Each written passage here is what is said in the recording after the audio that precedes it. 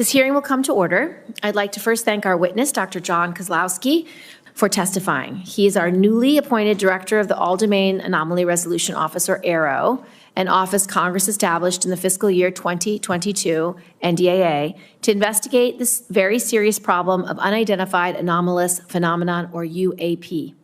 Dr. Kozlowski comes to AARO from the Research Directorate of the National Security Agency, where he worked in areas of optics research and crypto mathematics. He previously served at the DoD Special Communications Enterprise Office. We look forward to regular engagements between you and the committee. When unidentified anomalous phenomenon enter our airspace, we need to know about it. We need to identify it, but in order to do that, we need to reduce the stigma and credibility challenges associated with these events. Our service members, scientists, foreign partners, and the general public need to know that their reporting, research, and analysis will be taken seriously and acted on in good faith. In the spirit of transparency, AARO recently released a consolidated annual report just a few months after releasing the first volume of the historical record report in March of this year. These public documents help highlight the challenges still facing this office, including the lack of timely and actionable sensor data, the need to revisit cases placed in the active archive, and the importance of improving reporting sources, both in the interagency and internationally. In this hearing, I want to probe a series of specific issues. First, as incidents at Langley and elsewhere have demonstrated, unmanned aerial systems, or UAS, continue to pose significant threats to our national security. In addition to safety of flight issues these UAS create for our own pilots and aircrew, the UAS present clear and undeniable counterintelligence concerns around some of the most sensitive airspace. While standard UAS are not part of AARO's mission, your work on sensors at military installations across the country will be critical to making sure that we have the domain awareness necessary to accurately identify and track these objects. I expect your office to also pay close attention to any anomalous characteristics that these systems could present in the future. Second, I look forward to your presentation of 3 case studies demonstrating cases that AARO has resolved, including the Go Fast, which is one of the most prominent UAP cases. However, I believe it is important to acknowledge ongoing public interest in the Nimitz incident, the gimbal video, and other prominent UAP cases, and for AARO to share what it can about those cases as well. It's also important that AARO speak to unresolved cases and what types of anomalous activity have merited further analysis. And while I know AARO has gone through a period of transition over the past year, it is important to share these disclosures, both resolved and unresolved cases, with the public, even when a Senate hearing is not scheduled. Lastly, while some have been hesitant to come forward to AARO in the past, I hope that potential individuals with firsthand knowledge of unreported programs view your arrival in this position as an opportunity for a new start. AARO was created by Congress to do this work. Congress waived non-disclosure agreements for those who disclose information to AARO and gave AARO the authority to go and turn over every rock. I hope those with information to share use this opportunity so that we, as your senators who represent you, can do our jobs. I look forward to hearing more on these issues from Dr. Kozlowski and for members to start a dialogue on this important topic. With that, I would like to turn to Senator Ernst for her opening statement. Thank you, Madam Chair, and thank you, Dr. Kozlowski. Our hearing today is about identifying UAPs and understanding their potential implications, which could range from technological advancements to potential threats to our national security. Are these phenomena tied to foreign adversaries such as China or Russia, leveraging advanced technologies beyond our current capabilities? Or do they represent unknown scientific phenomena that challenge our current understanding? We must answer these critical questions to ensure that our national security is not compromised. It is vital that all agencies work in tandem to aggregate data, identify patterns, and develop robust analytical frameworks. Our ability to detect, track, and respond to UAPs requires the latest technology and full cooperation from all government branches.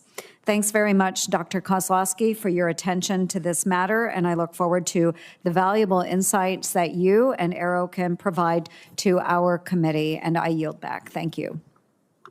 Dr. Kozlowski, please make your opening statement. Thank you, Chairwoman Gillibrand, Ranking Member Ernst, and distinguished members of the subcommittee. It is a pleasure to be here on behalf of the Department of Defense as the new director of the All-Domain Anomaly Resolution Office. I appreciate the opportunity to provide a status update on AARO's work and respond to your questions about unidentified anomalous phenomenon, or UAP. On behalf of the department and the entire AARO team, I want to say how grateful we are to Congress for its continued support. Unidentified objects in any domain pose potential threats to U.S. safety and security. Reports of UAP activity, particularly near national security sites, must be treated seriously and investigated with scientific rigor by the U.S. government. By way of introduction, I'm John Kozlowski. I'm a researcher at my core with an academic background in mathematics, physics, and engineering. I've spent most of my career at the National Security Agency, leading advanced research in the areas of optics, computing, and cryptomathematics. By nature, I am drawn to tough scientific problems, which is what brought me to AARO and the UAP mission. Since I arrived at AARO in August, I've been impressed by the breadth and depth of my team's experience and the framework they've established to rigorously analyze UAP reports.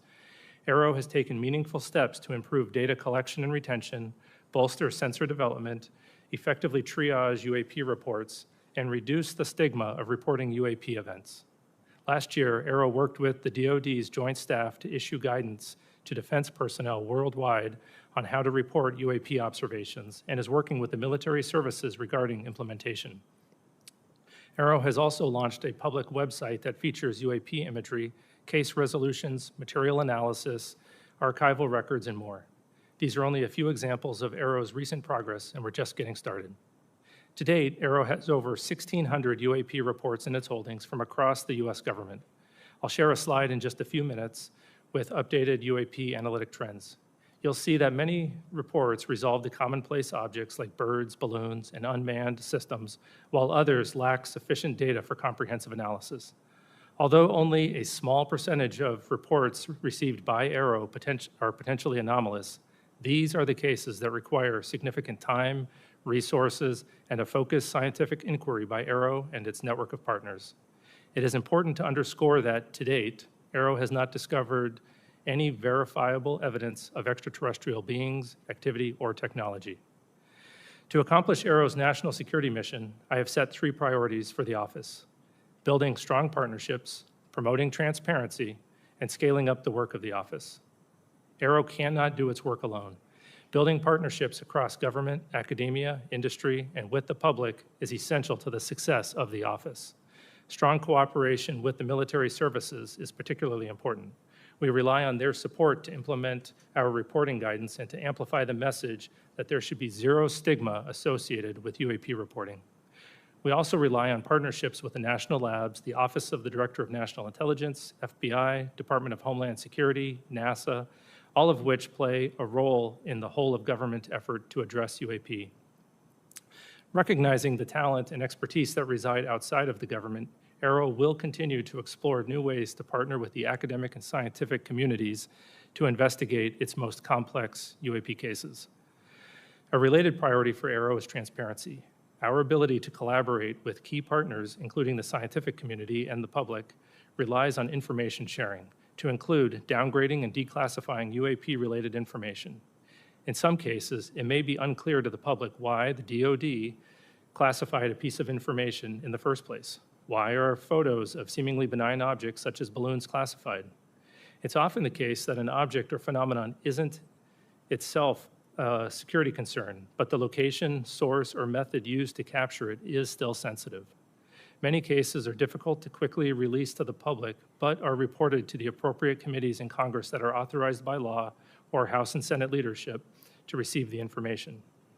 It is important to note that AARO does not unilaterally declassify information.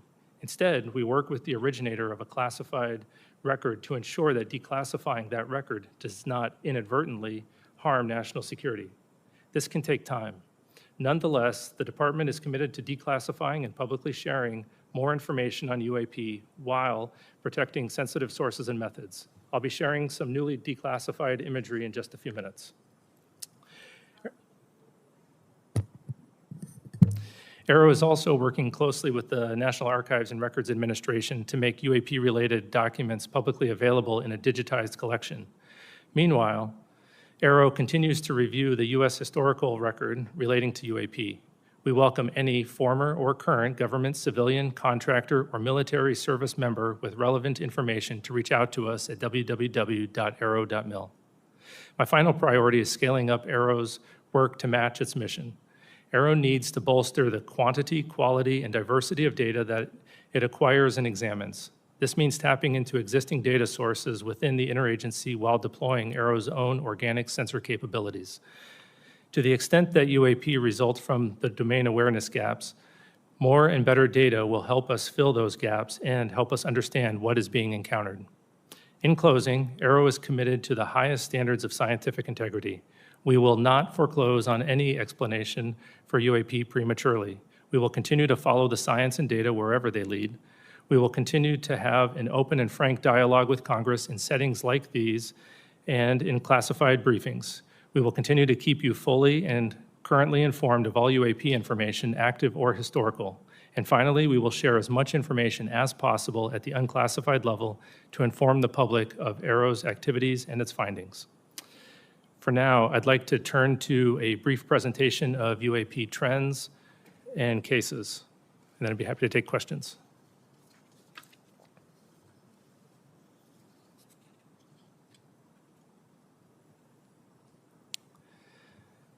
Okay, this chart represents the UAP reporting since 1996, and as has previously been discussed by AARO, that sensor placement seems to have caused a bias in our data, both geographic and at altitude. And we're working to resolve that bias in 2025 or reduce that bias through broader engagements with the DoD as well as the IC and the rest of the government, also by incorporating broader sensors into our data and through a public reporting mechanism that we hope to have live in mid-2025. On the left side, it shows the altitudes, and we'll see it's a bit cut off. We'll see that most of the reporting occurs between 15,000 and 25,000 feet. That happens to be where most of our sensors are. And the reporting above and below that is also often coming from those same platforms. In the center, we'll see that the resolved cases have the vast majority being balloons and UAS. We're seeing a great increase in satellites recently, particularly with the launch of mega satellite constellations such as Starlink, where the satellites are catching what is called satellite flares or glint off the sun just after sunset or just before sunrise. And on the rightmost, we'll see the morphology or the shapes that have been reported. The majority have been lights or orbs. We think that there's going to be an increase in the lights with the mega constellations, but our most interesting cases, some of which I'll discuss later, are actually the shapes such as the triangles or the cylinders. And at the bottom, we'll see the geographic bias that I mentioned before, where most of the reports historically had been near the government sites. This bias has been reduced recently by reporting from the FAA. We now get weekly reports from them. And great thank you to our aviators for making those reports. It helps our analysis quite a bit. Okay, a case that we thought would be a transmedium case as it was reported is well known on the outside, known as the Puerto Rico case. It was data collected in 2013 when a Customs and Border Patrol aircraft observed an object flying near an airport in Puerto Rico. The green line in this diagram is the track that the airplane was taking, and those many crossed lines are the directions that the camera was facing at the time that the airplane was flying around the airport, and we'll watch the video in just a moment. The orange arrow in the center is where we assess that the UAP was actually flying, and transmedium means that it goes from one domain into another. In this case, it looks like it goes from the air into the water and then back into the air. We assess that it was actually flying over the airport the entire time. And this video was taken with infrared, and what appears to be the transmedium part where it goes into the water is actually where the temperature of the water is equal to the temperature of the object, and the camera can no longer distinguish between the two. It's not that the object actually goes into the water.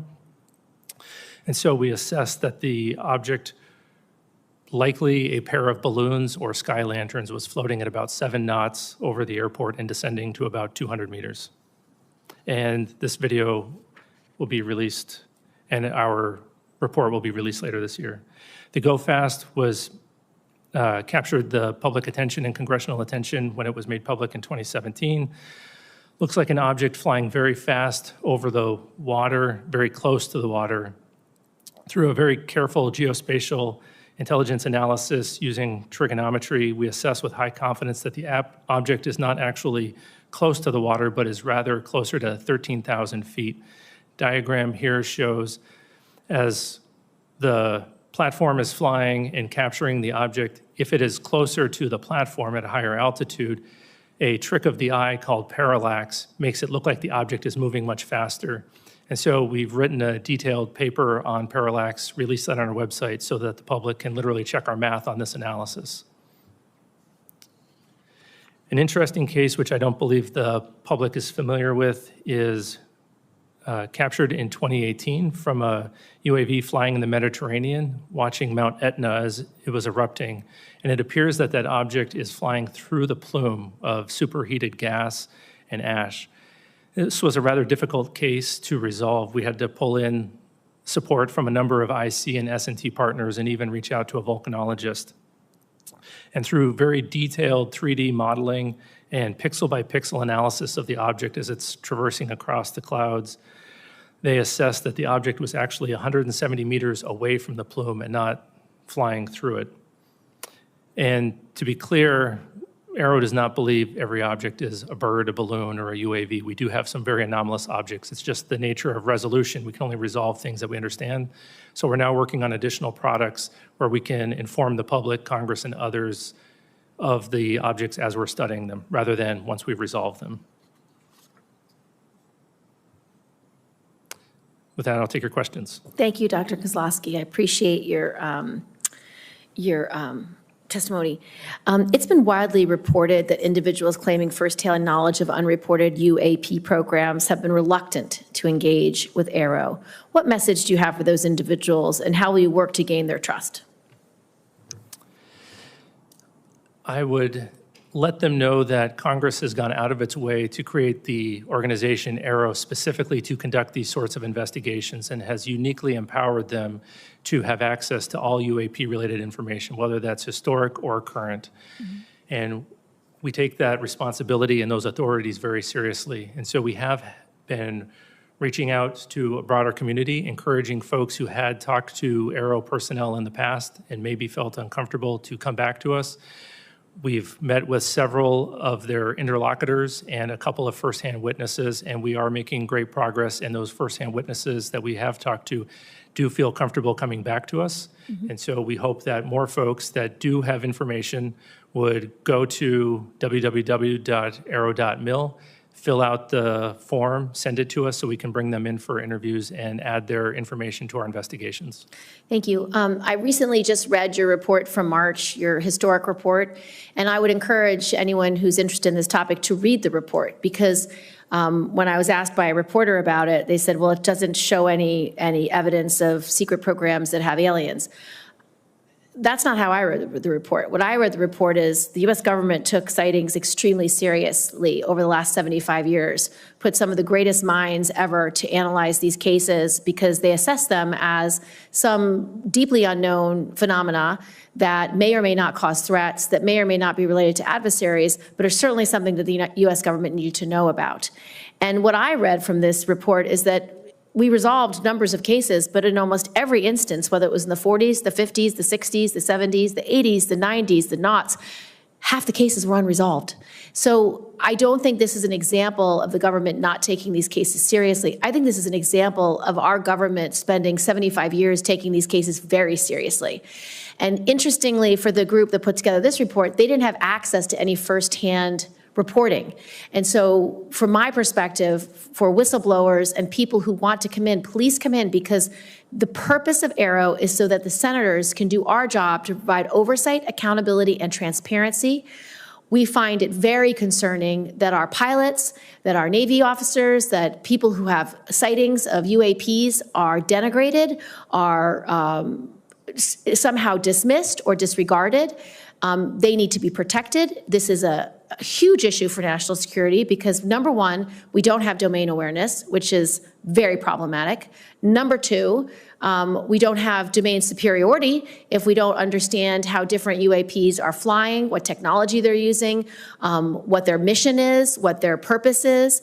And at the base level, we have so many UAPs around our bases, around our military sites, around our nuclear sites, that it's deeply disturbing that adversaries at a minimum could be using these opportunities to spy, to glean intelligence that will harm our long-term national security. So I'm grateful that you're taking the whistleblowers very seriously. I'm grateful that AARO is trying its best to integrate the private sector, the public, into their work. Interestingly, in this hearing, we heard that the FAA is now working hand in glove, which is very helpful. We want this public-facing accessibility to be put in place by 2025 so that people can upload their videos, their data, their reports. I've met with people who have followed this issue for decades, and they have thousands of examples, thousands of pieces of data that ultimately I want uploaded into AARO so you can cross-reference historic information with current information, because this group at AARO are the best scientists that we can find anywhere, and they will do the work that's needed to be done. So I just want to thank you for that. And then with my last 42 seconds, can you tell us about any of the cases that merit further analysis by your IC and science and technology partners? What is it that makes these cases anomalous? And a large number of reports are placed in the active archive because AARO does not have enough information. What might prompt you to reopen a case like that, and do you have any examples? Sure, I'll start with the active archive case. So that is just the place where we put cases where we don't have enough scientific information to resolve them at that time, but we're always looking for opportunities to correlate them to new cases that come in, as the new cases come in, as well as enrich those cases with additional data. We do have one example that I'm aware of where we were able to correlate a number of observations of interesting lights in the sky, and eventually we concluded that it was multiple people observing Starlink flares, just as an example. 3 cases that merit analysis that we're working on right now. One we might be in the process of resolving, but nonetheless is still interesting. The first one was brought to us by a law enforcement officer out west, where he observed a large orange orb floating several hundred feet above the ground a couple miles away. He went to investigate what was going on with that orb. And as he was pulling up to the location where he thought would be below the orb, about 40 to 60 meters away from some object that was, the area was well lit, he saw a blacker than black object. He said it was about the size of a Prius, 4 to 6 feet wide. And as he got 40 to 60 meters away from the object, it tilted up about 45 degrees, and then it shot up vertically. He says 10 to 100 times faster than any drone he's ever seen before. And it did that without making a sound, as far as he could tell from inside of his vehicle. And just as it left his field of view through his windshield, then it emitted very bright red and blue lights that illuminated the inside of his vehicle as brightly as if someone had set off fireworks just outside of his vehicle, or street flares. So that's anomalous because of the size of the vehicle with the great acceleration, and when he came back to investigate that area, he found no disturbance of the ground beneath it. So that's one interesting one. Another one comes to us from Southeast US. There was a US facility where 2 cars of government contractors were leaving the facility around 9 o'clock in the morning. They looked up in the sky and saw a large metallic cylinder about the size of a commercial airplane, and it was stationary. They observed that there was a very bright white light behind or around the object. They saw it stationary for 15 to 20 seconds, and then it disappeared. Obviously, an object that large, stationary, unless it's a blimp, is unusual, but then disappearing, we can't explain how that would happen. And then the last case was interesting. We had a aircraft that was flying parallel to another aircraft, and it was capturing imagery of it, and a small looking object appeared to fly between the two of them much faster than them. Through very careful analysis, we think that the object might have actually been further away than the object that it was videotaping, but it requires very careful analysis to come to those conclusions, and we don't have the metadata to support that yet. Senator Ernst. Yes, thank you, Madam Chair. And Dr. Kozlowski, you mentioned that you do work with the intelligence community. You're working with the FAA. Has AARO involved academia? Have you gone to universities? Do you have outside organizations that you are working with? And if so, can you walk us through some of that collaboration? Sure. Right now, most of our collaborations that are veering towards academia are with university-affiliated research centers associated with universities or with FFRDCs. Our partnership with universities, I would say, is lacking right now. We have some one-off associations with university professors.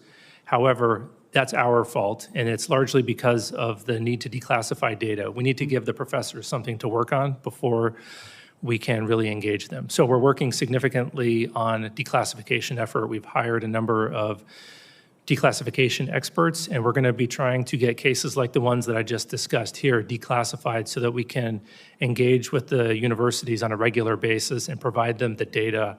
Talking to a scientist without data is going to be rather disappointing. So hopefully in 2025, we'll be increasing those efforts. Right. Well, I appreciate that. I think there's a huge pool of talent out there that you should tap into.